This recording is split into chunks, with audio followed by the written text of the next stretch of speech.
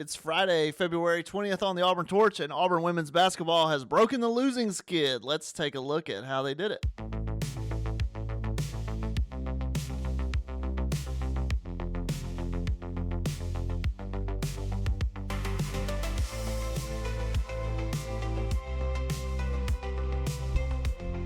Needed that one, did Auburn women's basketball.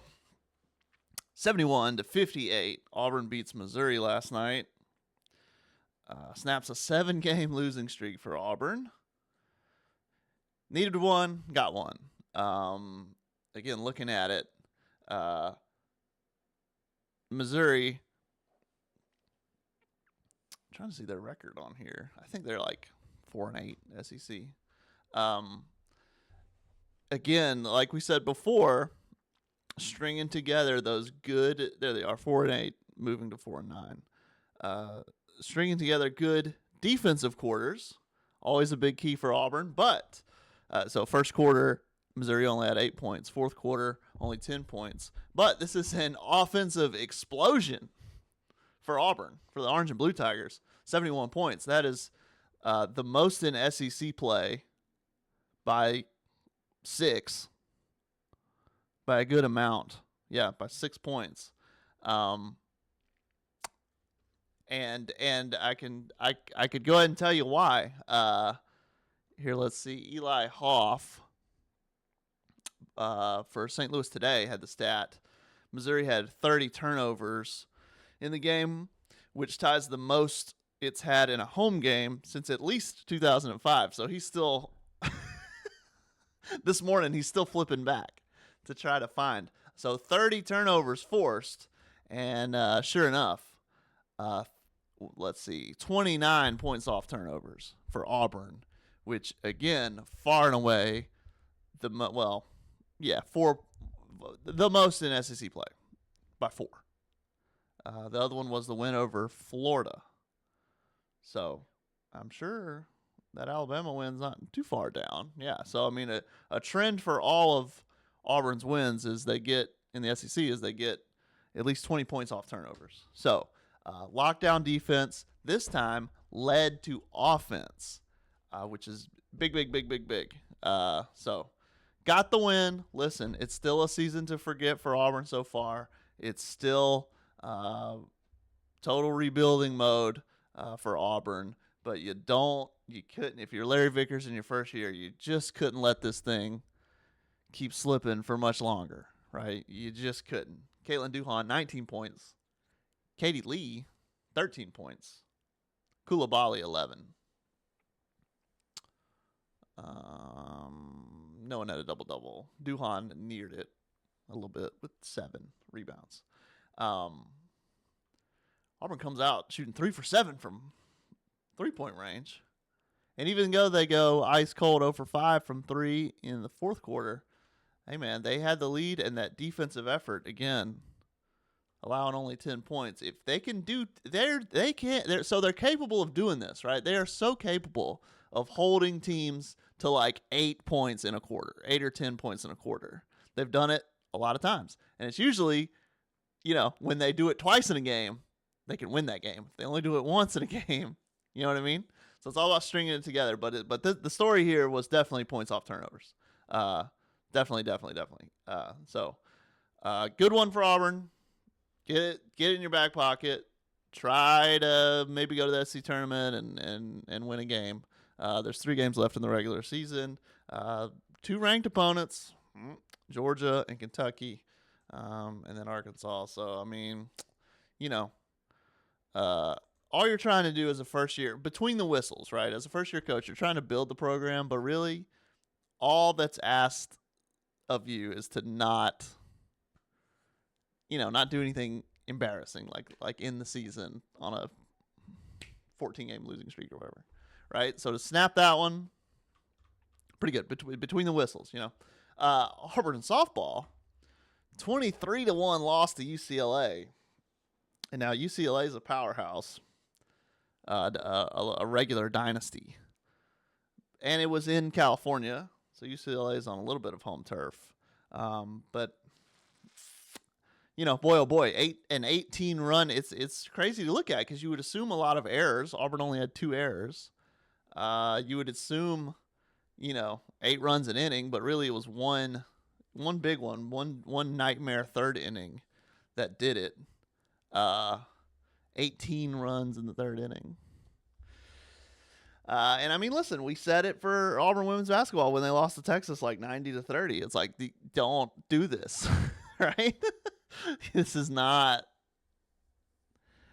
what anyone wants to swallow, not what anyone wants to accept, not what anyone is interested in, right?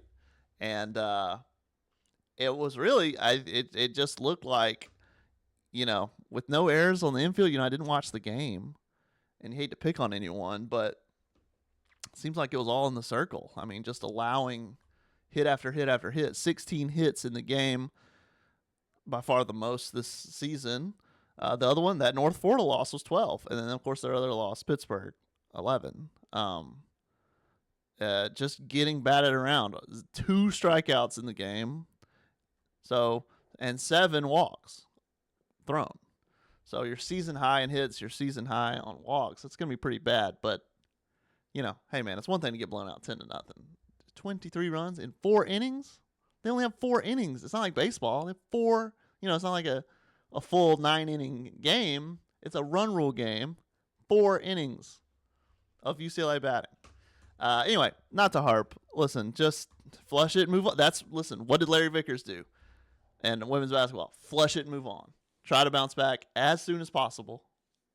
And probably just burn the tape, right? Just burn it. But as for the coaches, I mean, what happens when your pitching is in a rut like that?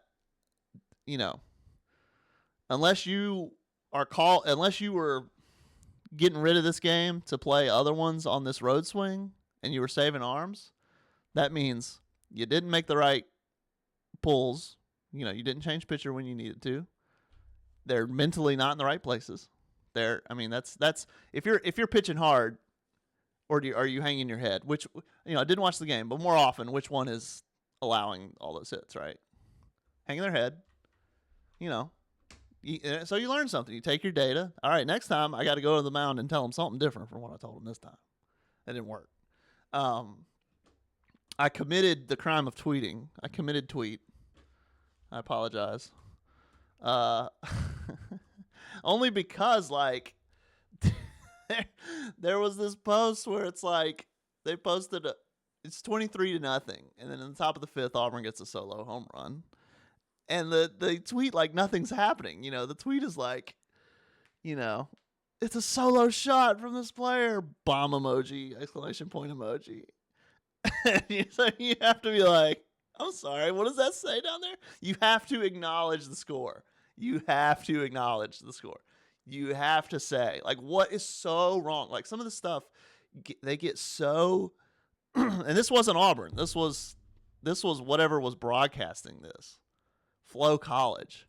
But they get so in that, like, SID mode. Don't even worry about who the player was. I'm not isolating anybody today. They get so in that, like, PR mode of, like, you can't say anything bad. And it's like, this is so much worse. Just say, really tough day for the Tigers, but this player is getting away with something, and they play tomorrow, right? Something, man. And then, when you just pretend it doesn't happen, nothing's going on. You're like, what? So anyway, and then a guy called me a jackal. I expected him to call me a Jack A. SS, but he called me an animal. Bro, we're Lion King out here. No, those are hyenas. Are jackals? They're kind of hyenas, right? I did notice, like, in the middle of the night, I was like, I'm feeding the baby. When I say this back to him, it's like, online, if you're in an argument, the only way to win an argument on Twitter is to just not delete the app, right? That's the way to win. But when when someone's like, whenever you're in an argument and you go, well, quit doing that, or quit, stop being so Stop doing this. Quit doing that, right? That doesn't work because they're going to keep doing it and you can't actually make them stop, right? But I enjoyed this. I tell you all the story, not to defend, maybe I am an idiot, but I am a jackal. Whatever, confirmed. But uh, I just thought that was funny. Quit doing that. No, I'm not gonna do that. Like the Indian nation, like yeah, I'm gonna do it. It's a free country. So then if you tell someone to quit being a weenie, and then the indignation, I'm like, you can't make me. I'm gonna keep being a weenie. I'm gonna keep doing it. Anyway, that guy, all he does is you look at someone's timeline, and all they do is yell at people and replies. Now on the Auburn Torch, this morning, Auburn thrower Megan Haig up to third nationally with her throws. You can see here her throws have just gotten better and better. Incidentally, the last two meets have both been at Clemson, and she loves Clemson apparently, and she broke Auburn's throw all-time school record in shot put, and then broke it again. She hit 18 meters, 18.27 meters, sorry. and then this next one kind of cracked the 60-foot barrier at 18 meters, 42. So she's number 3. And I kind of did as a little thought experiment here. This is probably behind the paywall, but that's okay. I put in, so she's going to SEC indoor nationals, or SEC indoors soon, and then indoor nationals follow. So I looked at indoor nationals, and these were the 8 scoring marks at indoor nationals last year. So this is a hypothetical situation, right? But if you pretend, or you see if the 8 scoring marks are similar to where they were last year, if you assume nothing outrageous is going to happen and things are going to be similar to the way they were last year, what you're seeing here with her throws is she's climbing the ladder. I mean, her first 2 meets this spring, she was, just off 8th place. And then she moved up and climbed up to where she would be 4th place now and get a chance to throw for podium. So, if you podium at SECs, you got a chance to podium at nationals, to be honest.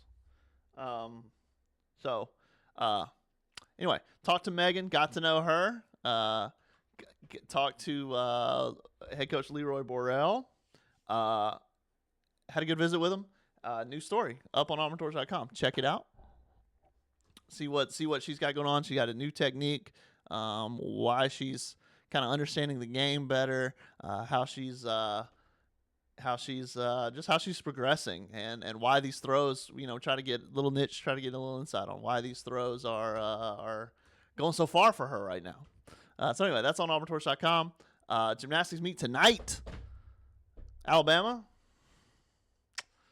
We'll see how it goes. I'll be there. And I will, we'll see. Let's see if I can. I'll go ahead and take a look at top 8s. Why not? Here we go.